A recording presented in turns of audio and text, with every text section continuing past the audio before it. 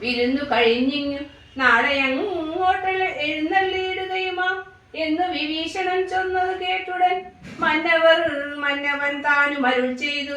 സോദരനായ ഭരതൻ അയോധ്യയിൽ ആദിയും പൂണ്ടു സഹോദരൻ തന്നോടും എന്നെയും പാർത്തിരിക്കുന്നതു ഞാനവൻ തന്നോട് കൂടി ഒഴിഞ്ഞ അലങ്കാരങ്ങൾ ഒന്നും ഉള്ളതില്ലടോ. ചെന്നൊരു രാജ്യത്തിൽ വാഴുകയെന്നുള്ളതും സ്നാനനാശനാദികള ആചരിക്കുന്നതും നൂനം അവനോട് കൂടിയാവതും എന്ന് 14 സംവത്സരം തികയുന്നതെന്നുള്ളതും പാർത്തവൻ വാഴുന്നു.